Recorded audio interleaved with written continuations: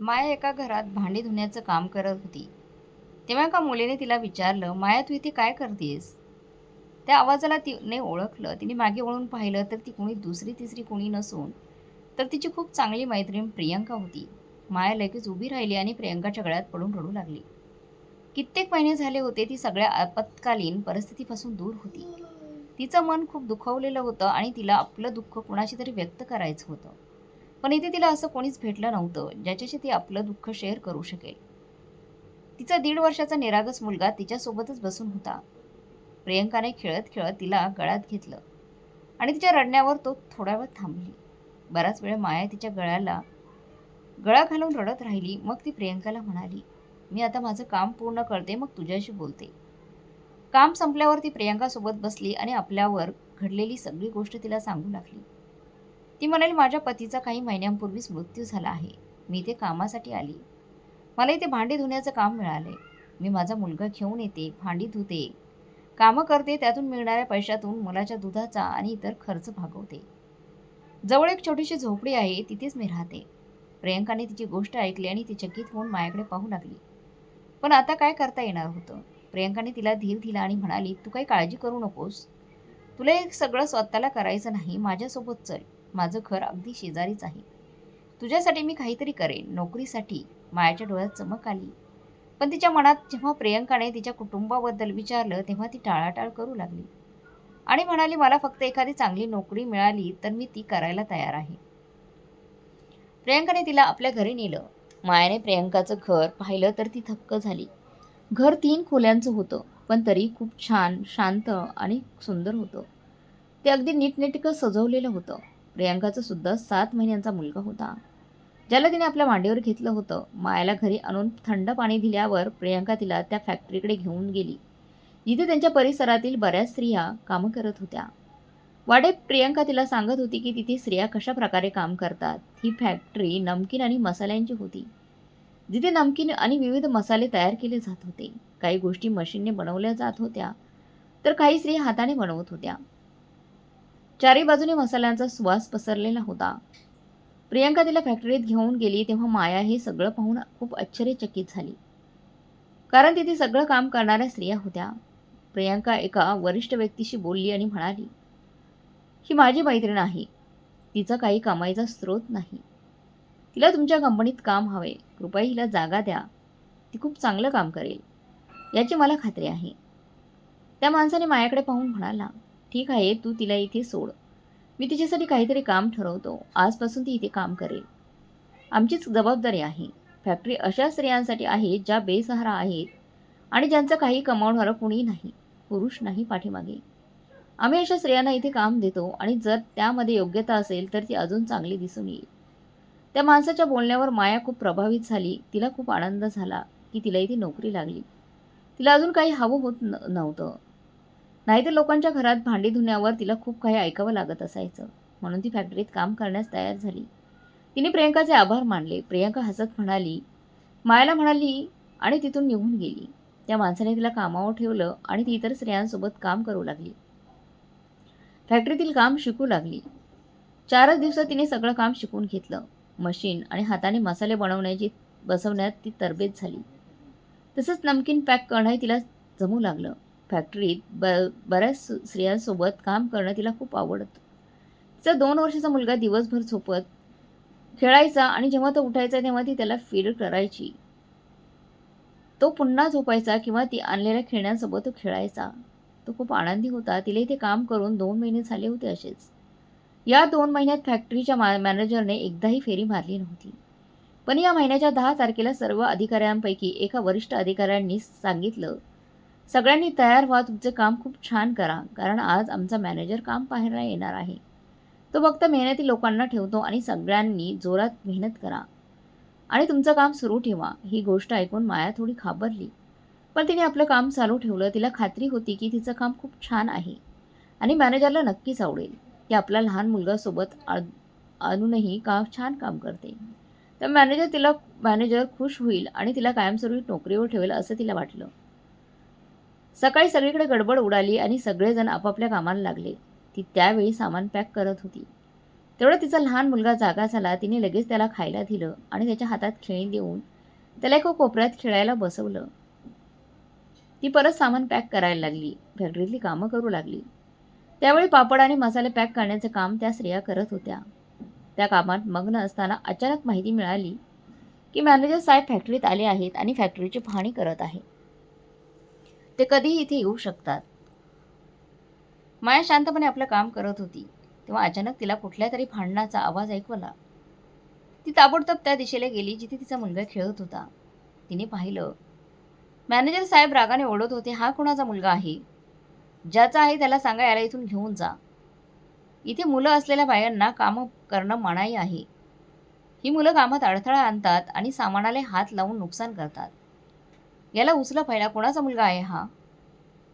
माया धावतच तिथे आली.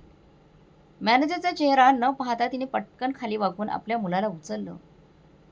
जेव्हा ती उभी राहिली तेव्हा तिची नजर समोर उभे असलेल्या मॅनेजरवर पडली. त्या मॅनेजरला पाहिल्यावर तिच्या पायाखालची जमीनच सरकली. आश्चर्याचा झटका बसला तिला. तिला वाटलं जिथून ती निघाली होती तिथेच ती परत आली आहे. भूतकाळाने तिचा पाठलाग सोडला नव्हता. कारण मित्रांनो, माया एका मध्यमवर्गीय कुटुंबातील होती, जिथे मुलींच्या शिक्षणावर कुठलीही बंदी नव्हती. तिथे तिचे आई वडील मुलींना चांगलं शिकवत असायचे. याला कधीच विरोध होत नव्हता. पण मुलींच्या लग्नाबाबत ते तिच्या इच्छेचा विचार करत नसत. माया तिच्या आईवडिलांची तिसरी मुलगी होती. तिला 2 मोठे भाऊ होते आणि ती एकटीच बहीण होती. ती आईवडिलांची लाडकी होती. लहानपणापासून ती सगळ्याची मिळून मिसळून राहायची. ती खूप सुंदर होती. कुणी तिला पाहिलं की लगेच तिचा चाहता व्हायचा. लहानपणापासूनच ती सगळ्यांची मनं जिंकायची. मोठी झाल्यावर तिची सुंदरता आणखीनच खुलली. ती खूप आनंदात होती. आयुष्याच्या गुंतागुंतीपासून मुक्त. ती फक्त आपल्या शिक्षणावर लक्ष केंद्रित करणारी एक निष्पाप मुलगी होती. 10वी नंतर तिने SSCचं उत्तीर्ण शिक्षण केलं आणि नंतर एका विद्यापीठात प्रवेश केला. विद्यापीठात प्रवेश घेताना तिला कुटुंबातील काही लोकांच्या टीकेला सामोरं जावं लागलं. पण तिला शिक्षणाची खूप आवड होती आणि ती ते पूर्ण करणारच होती. तिने BSc साठी प्रवेश घेतला आणि पहिल्या सेमिस्टरमध्ये तिला रोहनबरोबर भेट झाली. रोहन एक श्रीमंत घराण्याचा होता. तो दिसायला छान आणि स्टायलिश होता. पण विद्यापीठात त्याला सगळ्यांनाच मोठा गुंड समजत होते. सगळ्यांचं मत होतं की तो फक्त त्यांच्या वडिलांच्या संपत्तीवरच राहणारा आणि बिघडलेला मुलगा आहे. त्याच्या सुंदर दिसण्यावर सगळ्या मुलींची नजर असायची. पण त्याने कुणालाही कधी काही भाव दिला नव्हता. त्याचं एकच काम लोकांना घाबरवणं आणि धमकावणं असायचं. त्याच्यासोबत त्यासारखे खूप मुलं मुलीही असायची. मायाने विद्यापीठात प्रवेश घेतला तेव्हा सुरुवातीला तिलाही या लोकांनी खूप त्रास दिला. ती एक नाजूक आणि निष्पाप मुलगी होती, ज्याला अशा लोकांचा अनुभव कधीच नव्हता. ती जिथे जायची तिथे तिचे मित्र म्हणायचे. पण यावेळी तिला असा एक गट भेटला ज्याने तिला खूप त्रास दिला. तिने जेव्हा त्यांना डिपार्टमेंट नंबर 1 बद्दल विचारलं तेव्हा त्यांनी तिला डिपार्टमेंट 4 नंबरकडे पाठवलं आणि तिथे गेल्यावर तिला काहीच कळेना. शेवटी एका प्राध्यापकाच्या ओरडण्यावर एका सिनियर विद्यार्थ्याने तिला तिच्या डिपार्टमेंटपर्यंत पोहोचवलं. यासोबतच अशा अनेक घटना घडत राहिल्या. पण विचित्र गोष्ट ही होती की त्या टोळीतल्या सिनियरला म्हणजेच रोहनला ती खूप आवडायची. तो तिच्याबरोबर खोड्या करत करत कधी तिच्यावर प्रेम करू लागला ते त्यालाही कळलं नाही. दुसऱ्या सेमिस्टरमध्ये रोहनने तिला आपलं प्रेम सांगितलं. पण मायाला हे ऐकून खूप मोठा धक्का बसला. कारण तिला रोहन अजिबात आवडत नव्हता. कॉलेजमध्ये येऊन त्याने तिच्याबरोबर जे काही वाईट वर्तणूक केली होती, वागणूक दाखवली होती, त्यामुळे तिला तो एक खूपच वाईट आणि बिघडलेला मुलगा वाटायचा.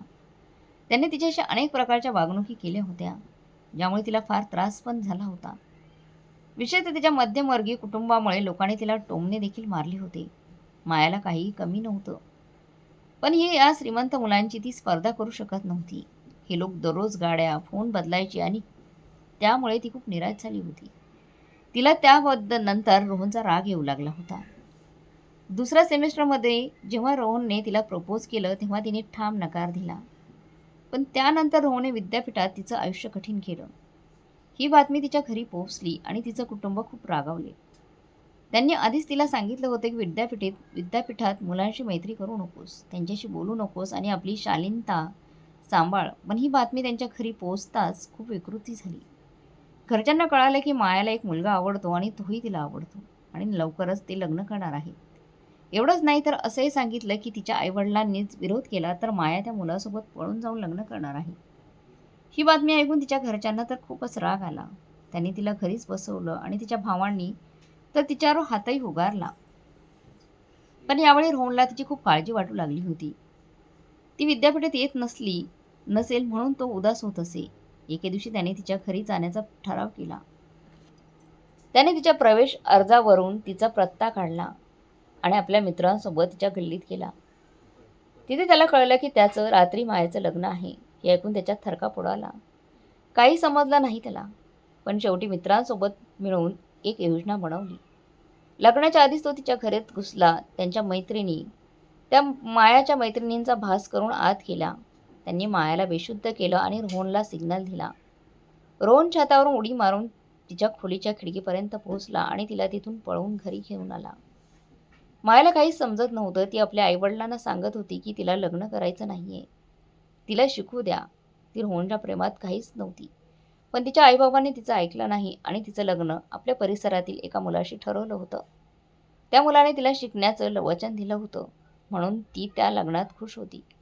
पण रोहनला हे सहन झालं नाही की जिच्यावर तो प्रेम करतो ती दुसऱ्याशी लग्न करेल. त्याने मायाला तिथूनच उचलून आपल्या घरी आणलं.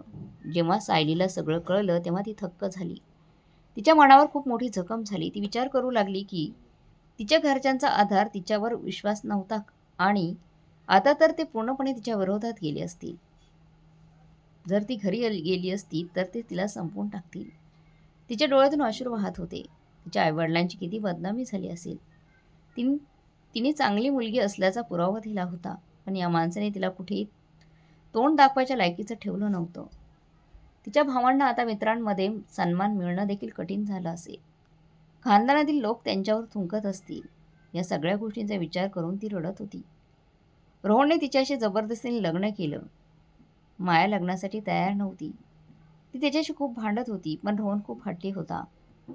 त्याच्या हट्टापुढे कुणाचं काहीही चाललं नाही. बराच काळ तो तिला एका लपवलेल्या घरात ठेवायचा. नंतर तो तिला आपल्या घरी घेऊन आला आणि आपल्या कुटुंबाला तिची ओळख करून दिली. रोहनचे कुटुंब खूप खुश झाले तिला भेटून. ते तिचा आदर करत आणि प्रेमाने वागत. त्यांचं म्हणणं होतं की ते लोक नाहीत जे मुलांच्या पसंतीच्या लग्नाला विरोध करतात. त्यांना आनंद झाला की त्यांच्या मुलाने आपल्या पसंतीने लग्न केलं आणि ती पसंती खूपच चांगली होती. मायेने आता आपलं नशीब मान्य केलं होतं. पण जेव्हा रोहनने तिला मोकळं सोडलं तेव्हा तिला पुन्हा त्याचा राग येऊ लागला. आधीच त्याचा राग होता, पण नशीब असल्यामुळे ती गप्प होती. पण ठरवलं होतं की जेव्हा संधी मिळेल तेव्हा तो माणूस दूर करणार आहे. जसं त्याने तिला तिच्या जवळच्या लोकांपासून दूर केलं होतं तसं तीही त्याला आपल्यापासून दूर करणार होती. पण नशिबाने पुन्हा एकदा वळण घेतलं. 6 महिन्यांपूर्वी ती गरोदर झाली होती आणि आता तिच्या पोटात 6 महिन्यांचं बाळ वाढत होतं. वेळ कसा गेला हे तिलाही कळलं नव्हतं. जेव्हा रोहनने पाहिलं की ती आता त्याच्या बाळाची आई होणार आहे त्याने तिला आपल्या घरी आणलं. घरात सगळं छान होतं. पण मायला रोहनपासून पळून जायचं होतं. संधी मिळताच ती घरातून पळून निघाली आणि एका झोपडपट्टीत पोहोचली. 3 महिन्यानंतर त्या झोपडपट्टीतील एका लहानशा झोपडीत तिने आपलं बाळाला जन्म दिला.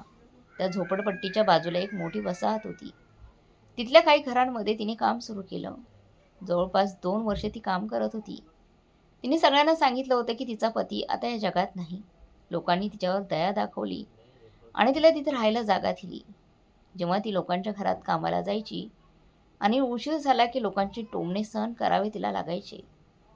त्या दिवशी ती एका मोठ्या घरात काम करत होती. तिथे तिला तिची मैत्रीण प्रियंका भेटली. प्रियंकाने तिला आपल्या घरी नेलं आणि त्या पॅकिंग फॅक्टरीत काम मिळवून दिलं, जिथे ती आपला मुलगा सोबत आणायची आणि चांगलं काम करायची. पण आज जेव्हा मॅनेजर दौऱ्यावर आले आणि तिच्या मुलाला पाहून हंगामा करू लागला तेव्हा ती धावतच तिथे आली आणि आपल्या मुलाला उचललं. जेव्हा तिने वर पाहिलं तेव्हा ती थक्क झाली. तिच्या पायाखालची जमीन सरकली, कारण तोच माणूस होता, तिचा पती रोहन. 2 वर्षानंतर तो तिला भेटला होता. तिला वाटलं जसं ती निघाली होती तिथंच ती परत आली आहे. रोहनलाही तिला पाहून धक्का बसला. त्याचे डोळे मोठे झाले होते. तिला वाटलं आता इथून पळून जायला हवं किंवा जमीन फाटून तिला जास्तीत जास्त सामावून घेतलं पाहिजे जमिनीने, किंवा आकाश उडून तिला गिळून टाकावं. पण हे सगळं खरं तर होणार नव्हतं. तिला भीती वाटली की रोहन तिच्यावर हात उगारेल, शिव्या देईल आणि तिला सोडून गेल्याबद्दल दोष देईल. पण पुढच्या क्षणी ती चकित झाली, जेव्हा रोहन तिच्यासमोर गुडघ्यावर बसून रडू लागला. "तू कुठे होतीस माया? मी तुला कुठे कुठे शोधलं नाही. तुला माहीत आहे का? का माझ्या आयुष्यात, माझ्या रक्तात, माझ्या प्रत्येक श्वासात तूच होतीस. माझ्या प्रत्येक श्वासावर तुझंच नाव होतं. तू माझ्या आयुष्यातील ती व्यक्ती होती जी मी कधीच गमावू इच्छित नव्हतो. पण तू तर मला एकटं सोडून निघून गेलीस. हे माझ्यासाठी कोणत्याही शिक्षेपेक्षा कमी नव्हतं. हा काळ मी कसाच झेलला तू कधीच समजू शकणार नाही. तुझ्या आठवणीत मी काय काय केलं नाही. तुला शोधत शोधत थकून मी बेसहारा स्त्रियांसाठी ट्रस्ट आणि फॅक्टरी सुरू केल्या, जिथे त्यांना रोजगार मिळेल. जेव्हा या स्त्रिया मला आशीर्वाद द्यायच्या तेव्हा मला वाटायचं की आशीर्वादांमुळे एक ना एक दिवस मी तुला नक्कीच शोधून काढेन. मी देवाला गळ घालून तुला मागितलंय. असा कुठलाही दिवस किंवा क्षण नव्हता जेव्हा मी तुला मागितलं नाही. तुला माहीत आहे, मी लोकांसोबत खूप गमती केल्या, खूप खोड्या केल्या. त्या खोड्यांमागे माझी खरं तर बदमाशी लपलेली होती. नंतर मला हे सगळं कळालं. मला फक्त स्वतःवर लाज वाटायला लागली की काश मी असं केलं नसतं. काश मी तुला माझ्या घरी आणलं नसतं आणि तिथेच ठेवलं असतं, तर तू आज माझ्यासोबत असतीस. तू का मला सोडून गेलीस? कोणत्या कारणाने? आणि आज बघ तुझी काय अवस्था आहे. आणि हा मुलगा हा माझाच आहे ना? या मुलाच्या जन्माची मला किती आतुरता होती. रडत रडत तो सगळा विसरून गेला होता की आजूबाजूला काय आहे, कुठे आहे. ते पाहून मायासुद्धा रडू लागली आणि जाणवलं की ती घरातून पळून गेली म्हणजे खूप मोठी चूक झाली. पण तिला माहीत नव्हतं की ती कुठून आली आहे. ती फक्त एका बसने प्रवास करून एका रस्त्यावर उतरली आणि तिथल्या झोपडपट्टीत राहायला लागली होती.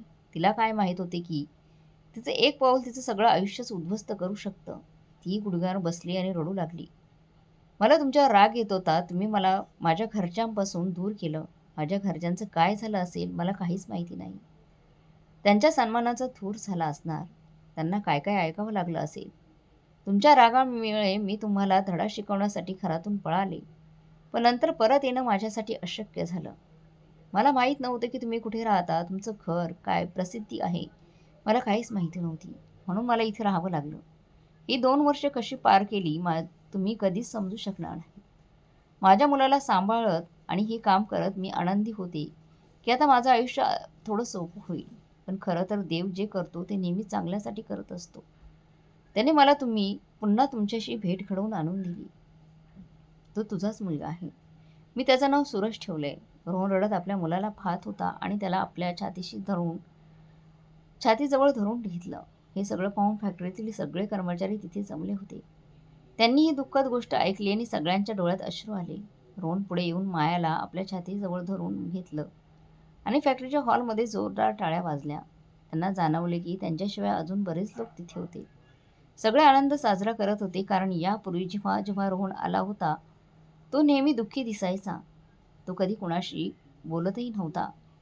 काही सांगितलं होतं आपल्याबद्दल. रोहन हसत उठला आणि मायाला बरोबर घेतलं. मग त्याने तिला आपल्या गाडीत बसवलं. आधी तिच्यासाठी आणि मुलासाठी छान कपडे घेतले. तिला पार्लरला नेलं आणि मग घरी आणलं. सर्वात आधी त्याने तिला तिच्या माहेरी नेलं. माया पळाल्यावर त्याने तिच्या माहेरी लोकांशी संपर्क साधला होता आणि सगळी खरी परिस्थिती सांगितली होती. त्यांनी त्याला माफ केलं होतं आणि मायाला शोधायला सुरुवातही केली होती. पण ती कुणालाच सापडली नव्हती. आता जेव्हा रोहनला ती सापडली तेव्हा तो तिला तिच्या माहेरी घेऊन गेला. ती घेऊन गेल्यानंतर तिचे आईवडील तिला पाहून खूप भावूक झाले. सगळ्यांच्या डोळ्यात अश्रू आले. जणू काही ते खूप काळापासून वेगळे होते. वेळेने जखमांवर मलम लावलं होतं. आता मनात रागाऐवजी प्रेम आणि प्रतीक्षा होती. बिछडण्याचा वेदना संपली होती. माया आपल्या आईवडिलांसोबत खूप आनंदी होती. रोहन फक्त देवाजवळ हात जोडून उभा होता आणि त्याला परत मिळालेल्या प्रेमासाठी धन्यवाद देत होता. घरात सगळीकडे उजेड पसरला होता. तोच दिवस होता जेव्हा मायाचा वाढदिवस होता आणि रोहनने तिच्यासाठी मोठी पार्टी आयोजित केली होती. सर्व नातेवाईकांना बोलवले होते. बोलवणं एखाद्या व्यक्तीची साजरीपेक्षा काही कमी नव्हती. सगळ्यांना समजले की माया आपल्या आईवडिलांच्या संमतीने आपल्या आयुष्यात खूप आनंदी आहे. आता तिचा जीवनाचा आनंद पूर्ण झाला आहे. या अनुभवातून मायेने हे शिकलं की मन न समजत घेतलेल्या अनेक निर्णयांनी माणूस नष्ट होतो. तिने केलेली चूक तिने नंतर कधीही केली नाही. माणूस नेहमी अहंकार, राग आणि ईर्ष्येमुळे अर्थहीन निर्णय घेतो. त्याचे परिणाम खूप कठीण परिस्थिती निर्माण करतात. मग माणसाला कितीही इच्छा असली तरी पूर्वीप्रमाणे परिस्थिती पुन्हा तयार करता येत नाही. नका असे निर्णय घेऊ, की ज्यामुळे नंतर आयुष्यभर पश्चाताप करावा लागेल. म्हणजेच तुला त्यानंतर त्या पश्चातापाचा वेदना सहन करावी लागणार नाही.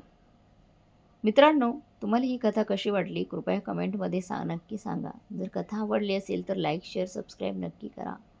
भेटूया पुढच्या कथेमध्ये. तोपर्यंत धन्यवाद.